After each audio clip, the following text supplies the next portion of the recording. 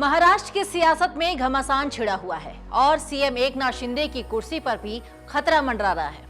ऐसा माना जा रहा है कि अगर सीएम शिंदे की कुर्सी जाती है तो अजीत पवार, देवेंद्र फडणवीस, सुप्रिया सुले, जयंत पाटिल और राधा कृष्ण विखे पाटिल में से कोई भी एक कुर्सी पर बैठ सकता है। इसी बीच खबर यह भी है कि सीएम एकनाथ शिंदे ने शिवसेना के सामना पत्र में छपे तमाम दावे पर सफाई दी है। आगे की रिपोर्ट में हम आपको बताएंगे कि सामना में उद्धव ठाकरे ने क्या कुछ दावा किया, सामना में किए गए दावे पर एकनाथ शिंदे ने क्या कहा, क्या फडणवीस को सीएम बनाने की पैरवी चल रही है, अजीत पवार को सीएम बनाने के समर्थन में कहां-कहां पोस्टर लगाए गए हैं और वहीं सुप्रीम कोर्ट के फैसले पर भी क्यों सभी की निगाहें टिकी हुई हैं। लेकिन उससे पहले जान लीजिए कि शिवसेना के मुखपत्र सामना में क्या कुछ कहा गया। दरअसल महाराष्ट्र के सत्ता संघर्ष पर सुप्रीम कोर्ट की संविधान पीठ अपना फैसला किसी भी वक्त सुना सकती है।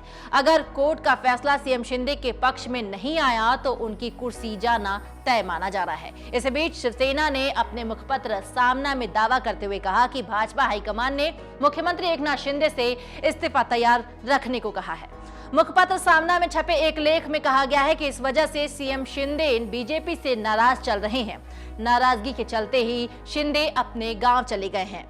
शिंदे वहां 3 दिन छुट्टियां मनाएंगे। सामना में लिखा गया है कि महाराष्ट्र में सियासी हलचल के बीच एनसीपी नेता अजीत पवार कुछ विधायकों के साथ भाजपा को समर्थन देंगे, ऐसी चर्चा शुरू हो गई थी। हालांकि अजीत पवार ने मीडिया के सामने ये स्पष्ट कर दिया था कि मैं आजीवन एनसीपी में ही रहूंगा और शरद पवार के मार्गदर्शन में काम करूंगा। इन सब के बावजूद शिंदे को मुख्यमंत्री पद से हटाने की चर्चा दिल्ली में जोरों पर शुरू थी। ऐसी परिस्थिति में मुख्यमंत्री एकनाथ शिंदे 3 दिन के लिए अपने गांव चले गए हैं। नाराज होकर गांव चले गए दावे पर सीएम एकनाथ शिंदे का भी जवाब आया है और सभी कयासों पर भी मुख्यमंत्री एकनाथ शिंदे ने सफाई दी है। उन्होंने कहा कि मैं छुट्टी पर नहीं बल्कि दोहरी ड्यूटी पर हूं। उन्होंने विरोधियों के आरोपों का जवाब दिया। सतारा में पत्रकारों से बातचीत करते हुए एकनाथ शिंदे अपने ऊपर लगे कई आरोपों के जवाब दे रहे थे। एकनाथ शिंदे ने कहा कि मैं अभी सतारा के दौरे पर हूं। यहां आकर मैंने तपोला में पुल का निरीक्षण किया और तपोला महाबलेश्वर मार्ग का भूमि पूजन भी किया। महाबलेश्वर में पर्यटन के लिहाज से समीक्षा बैठक भी की। तो ये सच नहीं है कि मैं छुट्टी पर हूं, वास्तव में तो मैं दोहरे कर्तव्य पर हूं। एकनाथ शिंदे आगे बोलते हुए विरोधियों की आलोचना का भी जवाब दिया। शिंदे ने कहा कि विरोधी मुझ पर आरोप लगाते हैं क्योंकि उनके पास बात करने के लिए कुछ भी नहीं बचा है। उन पर आरोप लगाने के अलावा और कुछ भी नहीं है। हमने उन्हें घर में बैठा दिया है, इसलिए वो आरोप लगाएंगे। हालांकि हम उन्हें आरोपों से नहीं बल्कि अपने काम से जवाब देंगे। साथ ही उन्होंने ये भी कहा कि मैं सतारा में आराम करने नहीं आया हूँ। सतारा आने के बाद काफी लोग मिलने पहुंचे। मेरा जोर यहाँ के लोगों की समस्याओं के समाधान पर है।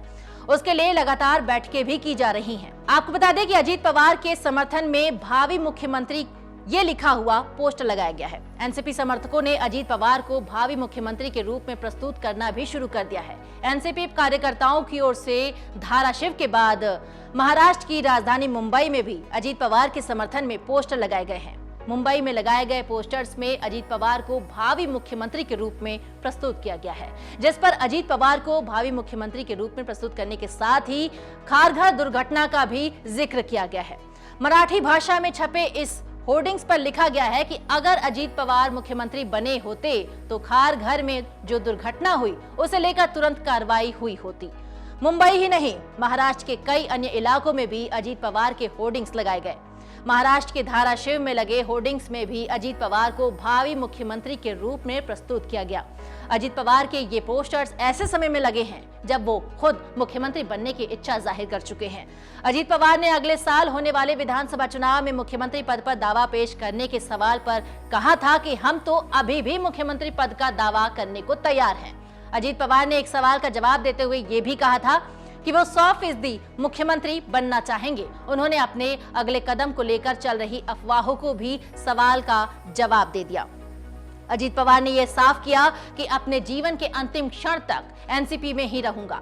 अजीत पवार के बीजेपी में जाने की अटकलें थी कि जिसे लेकर संजय राउत ने उन पर हमलावर हुए थे और शरद पवार को भी इसे लेकर सफाई देना पड़ा था और अजीत पवार ने खुद इसका खंडन किया। वहीं अभी एक दिन पहले ही एनसीपी प्रमुख शरद पवार ने महाविकास अघाड़ी के भविष्य को लेकर आशंका जाहिर की कि शरद पवार ने कहा कि 2024 तक महाविकास अघाड़ी रहेगा या नहीं, इसे लेकर कुछ भी कहा नहीं जा सकता।